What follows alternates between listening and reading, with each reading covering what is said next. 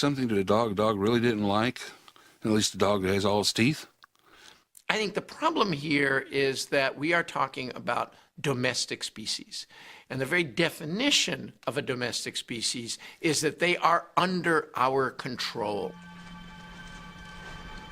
So my problem with zoophilia is that it is a one-way street. It is not the animal who is choosing to have a sexual relationship with us. It is we who are imposing a sexual relationship upon the animal.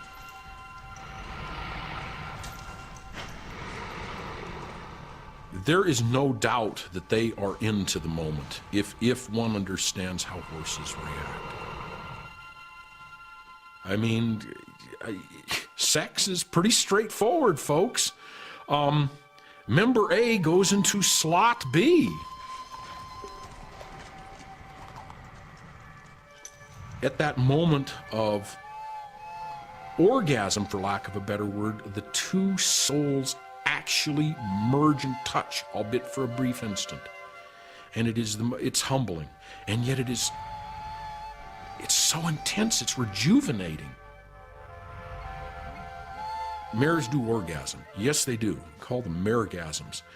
And when a mare orgasms, a lot of times, well, they will, you can feel their muscles tense up and they kind of oomph, for lack of a better word.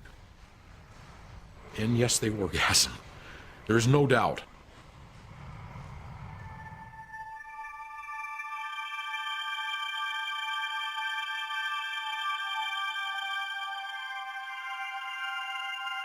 Nobody asks animals whether they want to work for us, serve as foods for us in a restaurant or at home. Nobody asks the animal anything. People just take animals for granted. But when it comes to having sex with animals, all of a sudden people start feeling very uncomfortable about this and say this is abuse. But killing animals, that's okay because we eat them. Hope everybody likes onions. So, everybody else asks. I haven't heard. What was your first experience?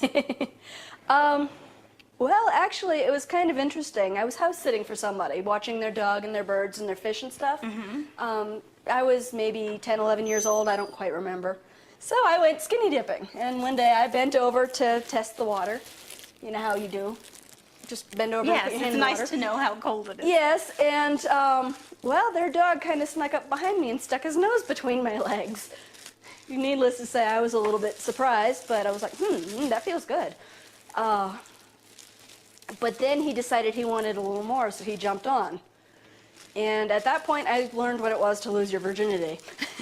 It scared me half to death. But then it kind of started feeling good, and I'm like, Yeah. But then again, the other scare that I had was, oh my God, I'm going to have puppies. I think I was like 22 the first time that I had, allowed a dog to have sexual intercourse. So it kind of just grew from there. Oh, yeah? But, I had dog companions in between. I've always loved the feel of fur my whole life. Mm-hmm. And my dog was always there as a good friend, soaking up tears, whatever I was going through. And I don't know, I guess it was just one night. We were snuggling in bed, and I was petting him, and he just got very curious. And, there was more of an oral thing. And, I became kind of curious about him. So, to begin with, it was more of just curiosity. So you lost your virginity to a human first? To a human. I was like, 15 or 16. 15. I was 21 when I lost my virginity to a human. It was before I was 16 because, I guess I was more curious sexually and more interested. My problem was most of my boyfriends weren't interested in it, and I never could figure out why. Ellie did eventually meet Ken, who shares her sexual preference. Oh, we need to grab a couple handfuls of that smaller stuff. Okay. There, and I'll get some of this. I was technically a virgin until I was 29 years old. I was a zoophile up until then, and I just basically didn't have much interest in other members of my own species as far as a life bond or anything. But when I met Ellie here, we clicked. It was the one person that I felt within a week, probably, after I met her, we were meant to be together. Come sit over here. Ken and Ellie met through a zoo friend on the internet. Right over and leaned over After a few weeks, they arranged their first date. He was real sweet. Well, the first night that he came up to visit me, I took him down to the barn to introduce him to some of my horses and some of the other horses that I enjoyed at the barn. And I took him in and introduced him to my miniature stallion. And kind of, I don't know if it was subconscious, I was very nervous and kind of wanted to do the shock factor, as it were. My miniature stallion was dropped and masturbating. When his penis is dropped and he slaps it on his belly, they call that masturbation for stallions. And so one thing led to another and I couldn't resist, so I bent down and started sucking on him. And then he tried climbing on top of me, so the next thing I know, my pants are down and I'm bending over for him and I'm like, excuse me, I can't resist. And I guess part of me said, okay, either he's for real and he won't mind this, or he's not for real and he's going to be totally freaked out by it and run. Obviously he didn't run. No, actually, I was very tempted at the point to have sloppy seconds. It turned me on. It was so erotic to watch this, and just the whole thing. And it didn't shock me at all. In fact, I was like, this is pretty cool. I think I found somebody here that might be on my plane here, and it went from there. And here we are, married. Yeah. Well, I have vaginal sex with my miniature stallion. He's not a whole lot larger than most humans. He is a bit bigger, but not uncomfortably so.